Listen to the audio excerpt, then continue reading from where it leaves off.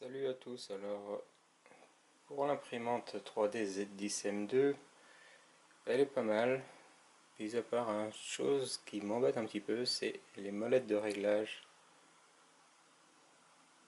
de la planité du plateau chauffant. C'est joli, c'est molleté, mais c'est pas assez grand et du coup c'est franchement pas pratique, c'est surtout très dur à tourner. Donc on va l'agrandir tout simplement. Et pour faire ça, on va imprimer une pièce. D'abord, je mesure quel est le diamètre extérieur. On voit que c'est 11,6. Et sur ce 11,6, on va rajouter une couronne plus grande, diamètre 30 par exemple. Et soit on fait des petites hachures de molletage comme ça, soit on fait des morceaux de cercle. Alors je pense que le plus simple à faire, c'est les morceaux de cercle. Donc on va faire ça, par exemple des cercles de 6 mm de diamètre. Je commence une esquisse, je me mets dans un des plans, je trace un cercle. Alors puisque mon diamètre est 11,6, je vais mettre un peu moins, 11,5 pour pouvoir forcer un petit peu et que ça reste dedans. Et le diamètre extérieur 30. Voilà.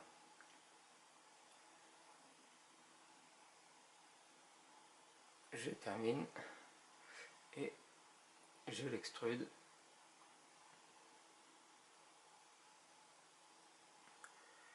J'ai mesuré à peu près 3,7 mm. On va prendre cette valeur. Un petit peu moins, 3,6. Et on choisit la zone extrudée, c'est-à-dire l'entre-deux. Voilà. Ensuite, je vais faire mon petit molletage. Je recommence une structure 3D. Je prends un cercle, je le pointe sur l'extérieur, je le mets à 6.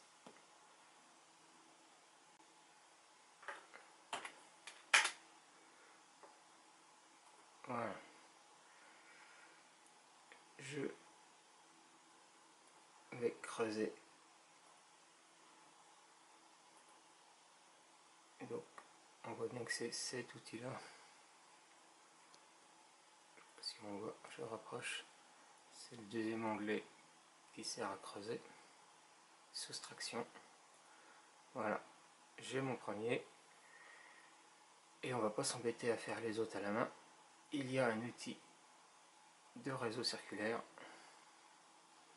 Je choisis quelle fonction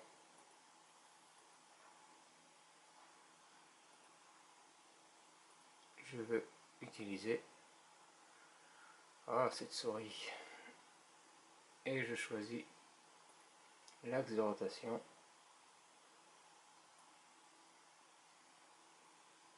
C'est l'axe Y ici. Je choisis le nombre. On va en mettre 8. Et voilà.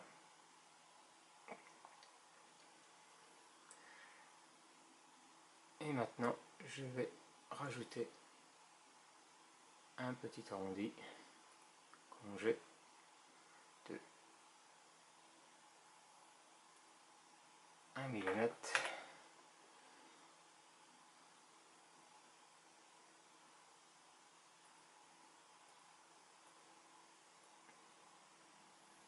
côté.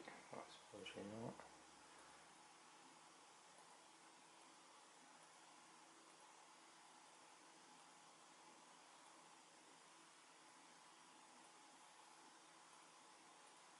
Voilà, terminé.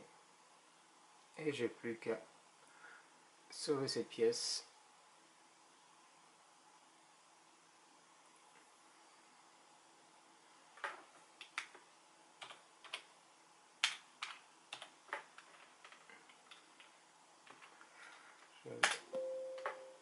Je remplace. On s'en moque. Voilà. Et je vais dans environnement, impression 3D. Je la mets à plat, définir l'orientation, je valide, je sauve un STL. Voilà. Il ne me reste plus qu'à l'imprimer.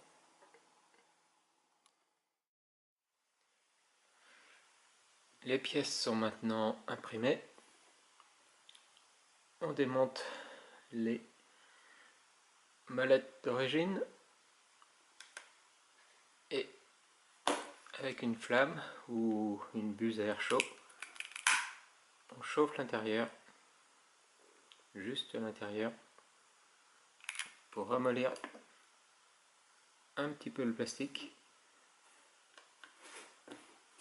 et on enfile